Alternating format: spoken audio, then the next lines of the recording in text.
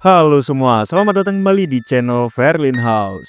Pada video kali ini saya bakal review sebuah alur cerita film horor asal Indonesia yang berjudul Dasim, dan film ini dirilis pada tahun 2025. Film Dasim mengkisahkan kehidupan pasangan suami istri bernama Salma dan Arman. Semenjak menikah, keduanya mengalami gangguan mistis yang semakin lama justru menjadi semakin mencekam. Gangguan tersebut seringkali datang hingga mengancam hubungan mereka, terutama ketika Salma hamil dan ketika Arman menerima proyek besar yang membuatnya sering lembur.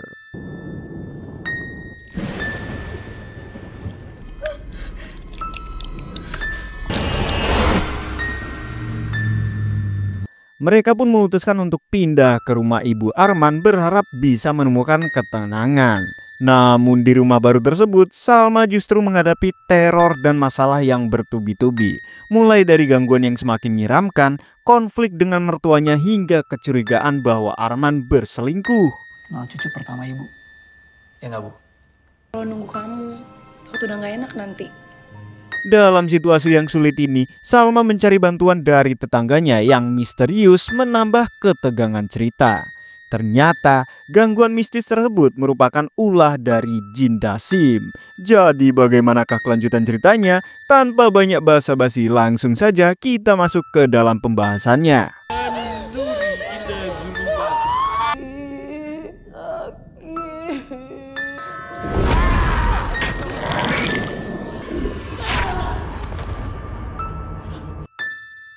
Di awal film kita diperlihatkan pernikahan dua pasangan pengantin, yang pria bernama Arman dan yang wanita bernama Salma.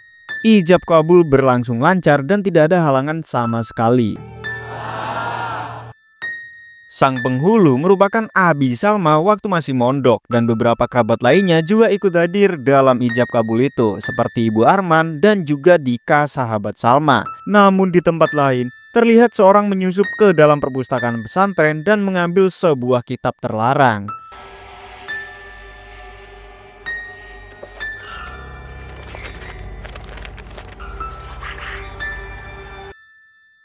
Beberapa bulan kemudian, Salma akhirnya hamil dan hari itu juga ia memutuskan untuk pindah ke rumah mertua karena sering mengalami mimpi buruk. Apalagi akhir-akhir ini Arman sering lembur sehingga kurangnya waktu untuk mereka berdua.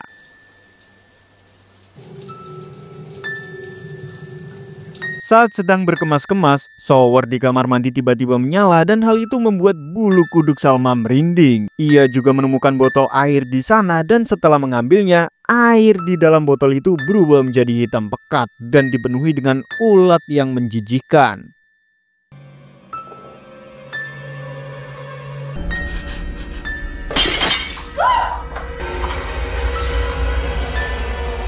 Di sini Indri datang dengan iseng mengagetkan Salma. Ia datang ke rumah itu untuk membantu kepindahan Salma dan Arman. Salma curhat ke Indri selama ia resign dan Arman selalu lembur membuatnya hampir selalu mimpi buruk di tengah malam.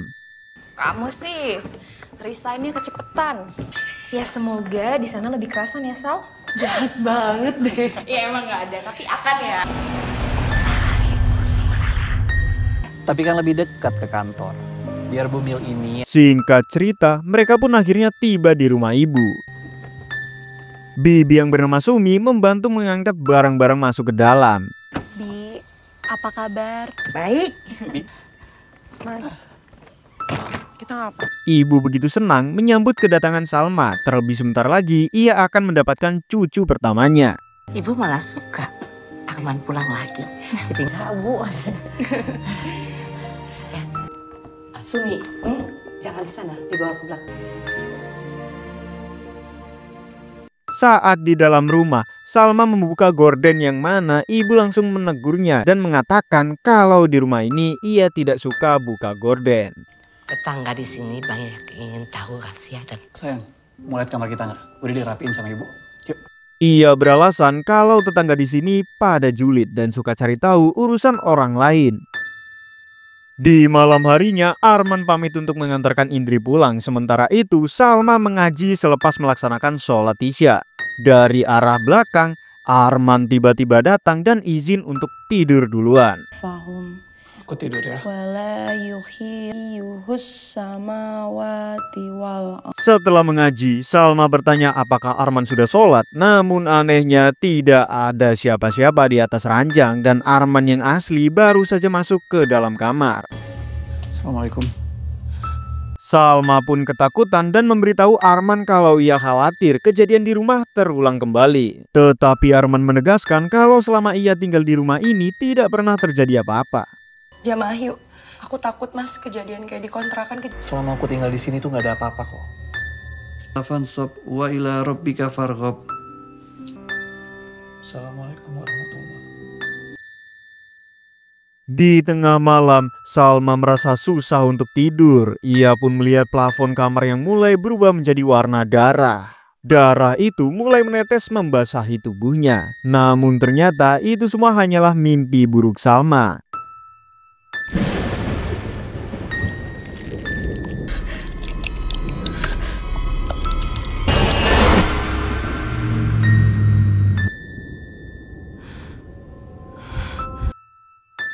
Salma kembali merebahkan tubuhnya dengan perasaan penuh dengan ketakutan. Tak lama kemudian, sosok jin masuk ke dalam selimutnya. Salma pun berteriak yang mana itu adalah mimpi buruknya lagi.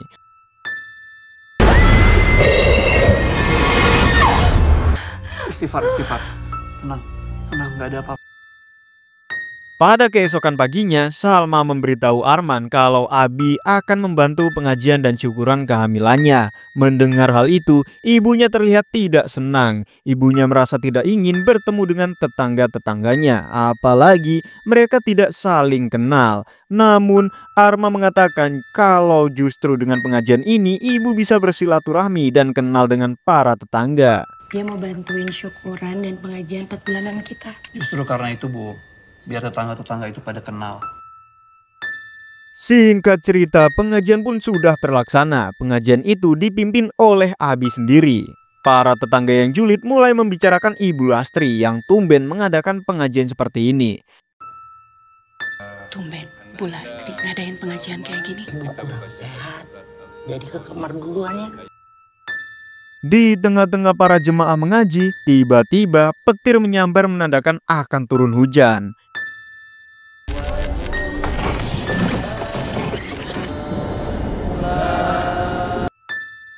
Ibu seketika keluar dan menyuruh Sumi untuk memasukkan sofa agar tidak basah terkena hujan. Dika, Indri, dan sebagian para jemaahnya turut membantu mengangkat barang-barang masuk ke dalam rumah.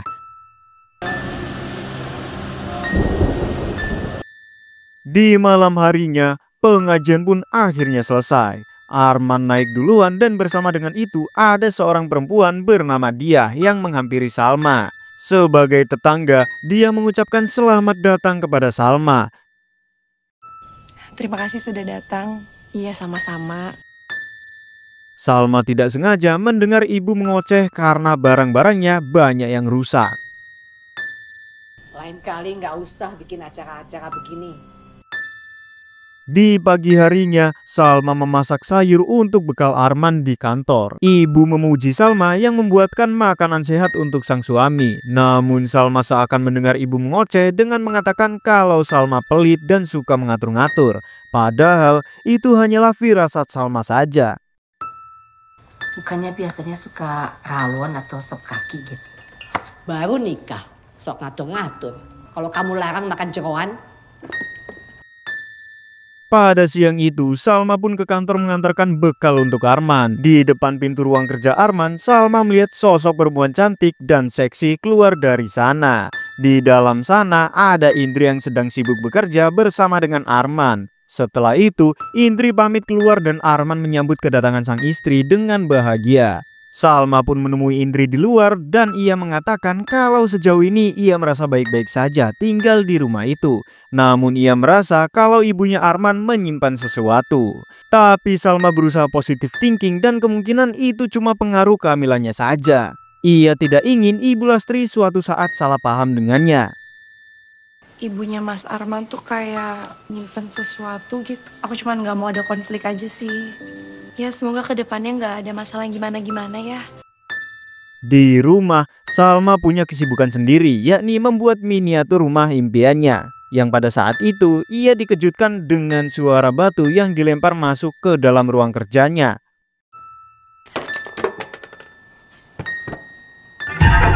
Bisumi. Pada awalnya, ia mengira itu adalah Sumi. Namun karena tidak ada jawaban, Salma pun menutup kembali pintunya. Nggak lama dari itu, Salma lalu mendengar suara lagi dari atas gudang. Karena penasaran, ia membawa senter dan tidak sengaja melihat sosok jin yang sangat mengerikan. Bu, maaf ya Bu, aku gak sengaja Bu. Salma yang kaget tidak sengaja menjatuhkan vas bunganya. Ibu yang melihat itu menghampiri Salma dan bertanya apa yang sebenarnya terjadi. Di sini, Dika menelpon Salma dan memberitahu kalau ia sudah ada di depan.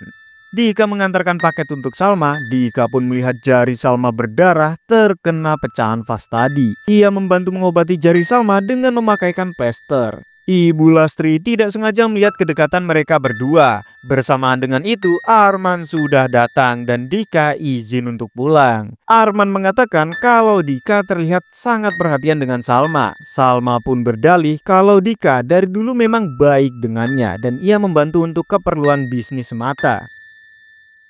Di malam harinya, Arman mengecek gudang untuk memastikan apa yang dilihat istrinya tadi. Namun, ia tidak menemukan apa-apa selain tikus pengerat dan menggerogoti uang. Hah? Mas? Tikus. Mas? Ya ampun. Di pagi harinya, Arman terburu-buru pergi ke kantor tanpa sarapan. Salma pun tidak sengaja menemukan anting perempuan yang dijatuhkan oleh Arman. Setelah itu, dia datang dan membawakan makanan untuk Salma. Dia pun berkata, makanan itu kelebihan jika harus dimakannya semua. Makanya ia menyisihkan sebagian untuk diberikan kepada Salma. Setelah dicoba, Salma menilai bahwa makanan itu sangatlah enak. Saat akan pulang, dia berpesan agar lain kali Salma main-main ke rumahnya yang berada di pojok komplek yang ada pohon pisangnya. Salma pun memberitahu Sumi kalau ia barusan diberi makanan oleh tetangga. Salma bertanya, selama Sumi tinggal di sini, apakah ia pernah merasa ada yang aneh? Sumi pun berkata kalau hamil muda biasanya memang begitu. Jika Salma merasa hatinya kurang enak, biasakan banyak mengaji dan sholat. Salma menyuruh Bibi untuk dibuatkan satu bekal untuk Arman dan juga Abi.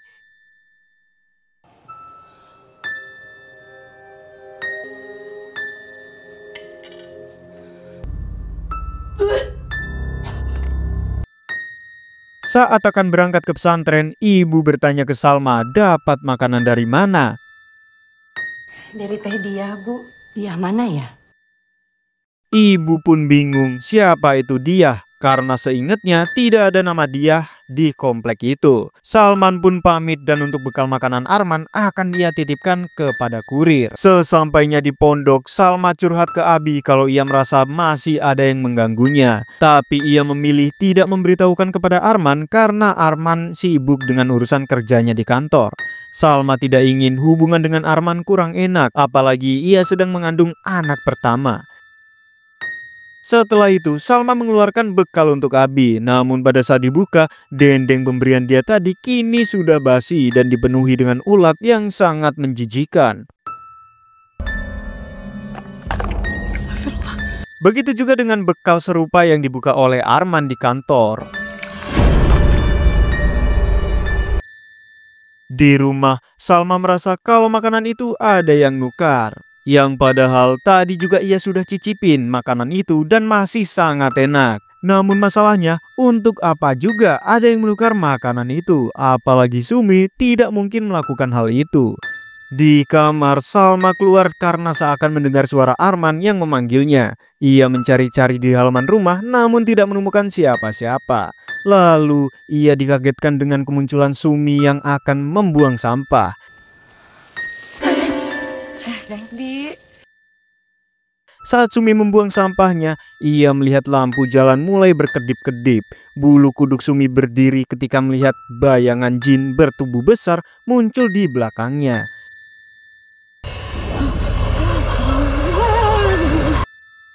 Ternyata Salma sudah mendapati Arman tidur. Ia melihat ponsel Arman berdering karena notifikasi chat. Tapi saat akan dicek, Arman terbangun dan beralasan kalau chat itu urusan pekerjaan.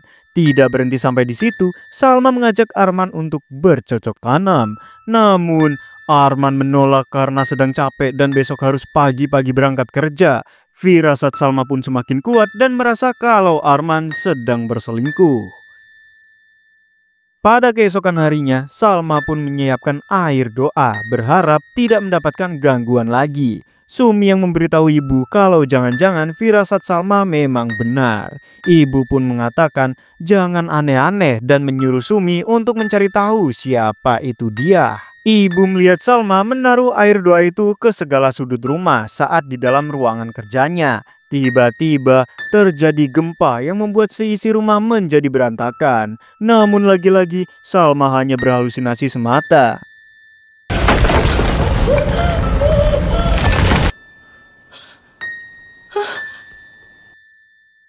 Scene kemudian berpindah di mana memperlihatkan Arman yang sibuk meeting dengan klien. Tapi Salma menelpon dan Arman terpaksa untuk menjawabnya dahulu. Salma memberitahu sang suami kalau ia mendapatkan gangguan lagi. Di sini tiba-tiba sinyal pun hilang dan komunikasi mereka menjadi terputus. Namun anehnya, Arman mendengar Salma mengatakan tidak peduli dan menyumpahi proyeknya akan gagal. semoga proyek kamu gagal. Kamu ngomong gitu sih? Saat sedang istirahat, Indri memberikan rokok kepada Arman. Ia tahu kalau Arman sedang ada masalah dengan Salma. Indri juga sudah siap jika Arman ingin ceritakan keluh kesah rumah tangganya. Di sisi lain, ibu mendengarkan Salma berbicara dengan seseorang yang mana itu ternyata adalah dia. Dia seakan menjelek-jelekan Arman kalau pria itu mungkin sudah tidak perhatian lagi dan merasa Salma hanya pengganggu. Di malam harinya, Indri menelpon Salma di mana Salma diberitahu kalau mungkin Arman akan lembur.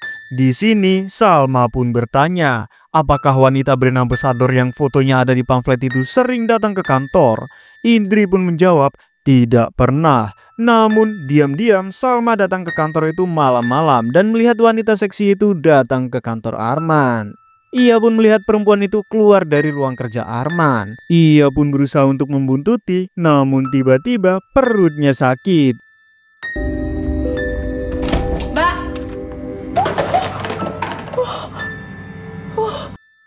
Indri yang berniat untuk membantu malah kena omelan karena Salma mengira Indri menutup-nutupi hal tersebut. kenapa sih harus kamu rasain segala? Oh, disuruh Mas Arman ya? Sayang, Ia juga menemui Arman dan bertanya, siapakah perempuan berbaju merah itu? Arman yang ditanya tidak tahu wanita yang dimaksud, Salma mulai marah-marah dan tidak mendengarkan penjelasan Arman. Iya kan? Perempuan yang teleponan sama kamu kemarin malam, iya kan Mas? kamu mau kita pindah rumah? Atau kamu mau aku berhenti kerja? Aku mau kamu tuh gak kabur-kaburan, Mas.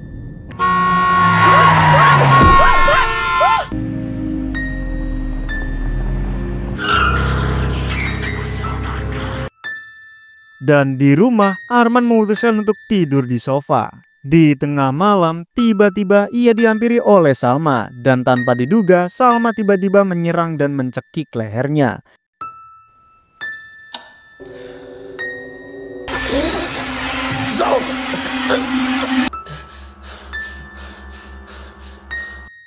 Dan ternyata itu semua hanyalah mimpi buruk. Pada keesokan harinya, Sumi diam-diam membuntuti dia. Ia melihat rumah dia begitu kumuh dan dipenuhi semak belukar.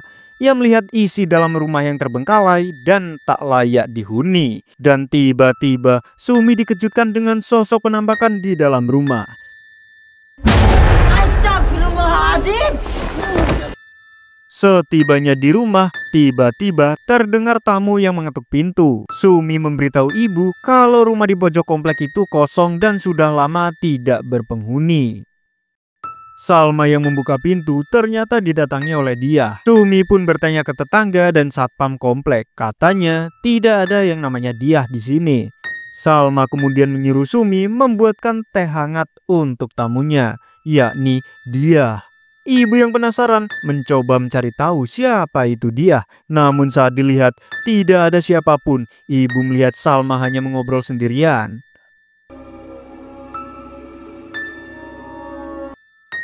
Setelah itu, ibu melihat Salma berjalan masuk dan menyalakan kompor. Ibu yang melihat itu kemudian ingin mematikannya. Namun tiba-tiba api besar pun menyambar.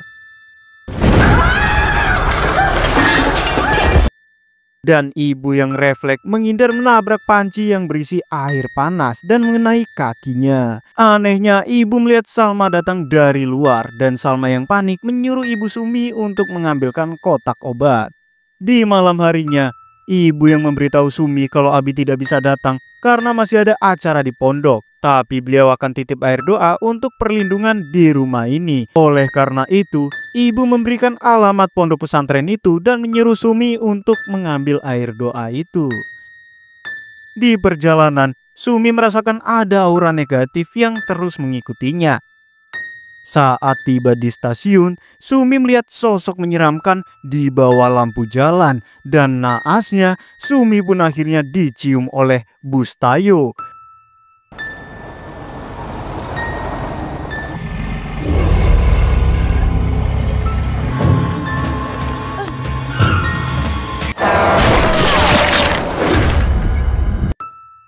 Lalu kemudian diperlihatkan Abi yang masuk ke perpustakaan. Ia mengambil kitab terlarang dan menemukan sebuah halaman yang telah dirobek dan dicuri seseorang. Lalu tiba-tiba muncullah sosok Jin Dasim.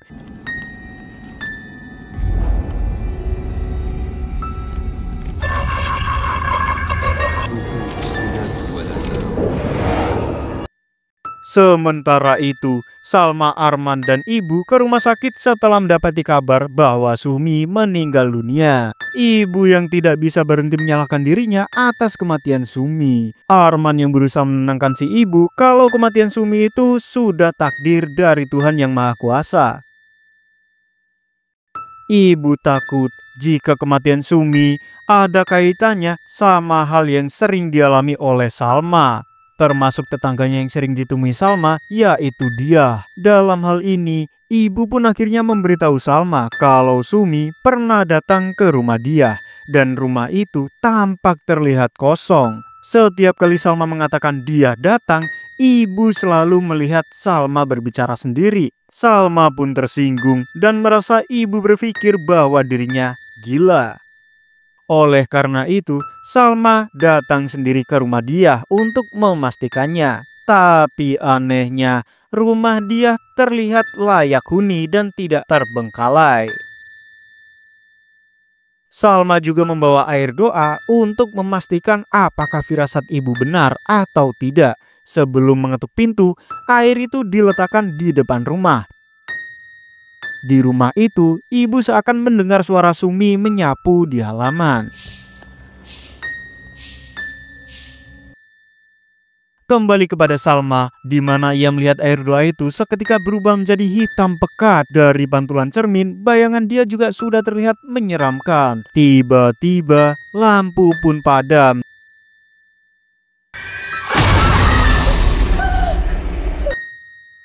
Di sisi lain, ibu diteror oleh hantu Sumi yang berusaha meminta bantuan kepadanya. Tolongmu. Saat berlari, ibu berpapasan dengan Diah dan meminta tolong kepadanya.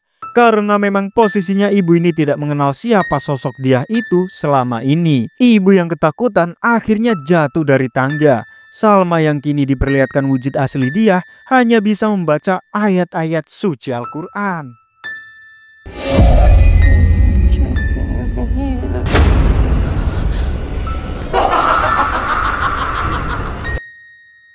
Salma pun akhirnya berhasil keluar dan berlari sekuat tenaga menuju rumah. Setelah tiba di rumah, ia mencari-cari ibu dan Arman. Di dalam rumah, dia kembali menerornya. Salma mengatakan kalau kamu yang selama ini menghancurkan rumah tangga saya. Tidak hanya dia, sosok perempuan seksi juga datang, yang mana ternyata itu adalah jelmaan Jin Dasim. Allahu waliyul ladzina amanu. Barulah setelah dibacakan ayat suci, mereka semua langsung lenyap dari hadapan Salma. Karena tidak menemukan siapa-siapa, Salma berlari menuju kontrakan Indri. Setelah tiba, Indri menyambut Salma dalam keadaan basah dan nafas yang ngos-ngosan. Salma meminta ditemani Abi karena ia tidak tahu keberadaan Arman. Saat Indri masuk untuk bersiap-siap, Salma melihat korek api kesayangan Arman ada di meja. Perasaan Salma kini mulai tidak enak dan benar saja. Tidak lama kemudian Arma keluar dari kamar mandi. Mas, Selesai membersihkan dirinya, Arman menjelaskan kalau ia menemukan ibu pingsan di rumah dan tidak sengaja bertemu dengan Indri di rumah sakit. Salma tidak percaya dan menganggap Indri teman yang menusuknya dari belakang. Dengerin aku dulu ya. Kamu emang gak bego. Gak semua di hidup ini tuh tentang kamu, Sal. Salma. aku minta cerai. Sal. Indri yang berusaha menjelaskan malah mendapatkan tamparan keras. Salma yang terbawa emosi meminta cerai dari Arman. Ia naik taksi dan meninggalkan Arman yang berusaha mengejarnya. Sesampainya di pondok, Abi memberitahu kalau selama ini ada orang yang berusaha membuat rumah tangga Arman hancur. Ia menggunakan bantuan jin yang disebut dengan Jin Dasim. Tugasnya akan melakukan apapun agar hubungan harmonis antar manusia menjadi rusak.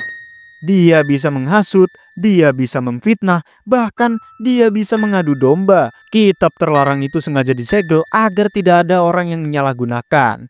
Tapi sudah ada yang mencurinya. Siapapun dia, yang pasti dia menggunakan Jin Dasim untuk mengganggu rumah tangganya dengan Arman. Setelah itu, Arman akhirnya tiba di pondok. Salma akan diruqyah untuk menghilangkan gangguan Jin Dasim di tubuhnya. Tak lama kemudian, jin di dalam tubuh Salma mulai meronta-ronta hingga membuatnya melayang.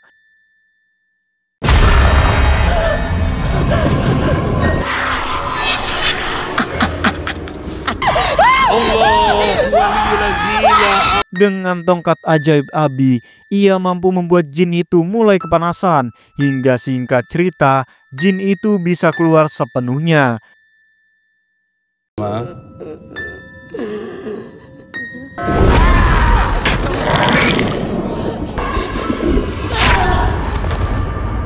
Salma istighfar. Salma.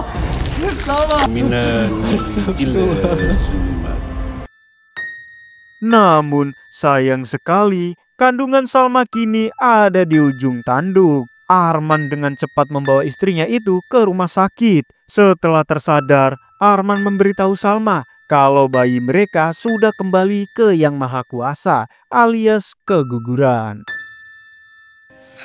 Alhamdulillah. Ikhlas. Nah, kita sudah kembali ke penciptanya. Beberapa hari kemudian diadakan pengajian di rumah baru Arman dan Salma. Tidak lupa, Indri juga datang ke sana. Bukannya marah, Salma malah memeluk Indri dan meminta maaf atas kesalahpahamannya tempo hari. Arman sudah menceritakan semua kebenarannya tentang malam itu.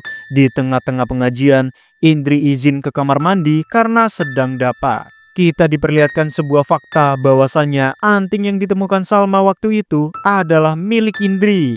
Dan orang yang mengambil lembaran di kitab terlarang pada saat hari pernikahan Salma juga orangnya adalah Indri. Ia kembali melancarkan aksinya dengan menggunakan boneka santet. Persis seperti awal di hari kepindahan Salma di rumah Bulastri, kini ia meletakkannya di bawah keran air agar Salma kembali mendapatkan teror dari Jin Dasim. Dan pada akhirnya film pun selesai. Oke guys, mungkin cukup sekian pembahasan dari film Dasim. Jangan lupa like, komen, dan subscribe. Berkomentar dengan sebaik-baiknya untuk request film terbaru ke depannya.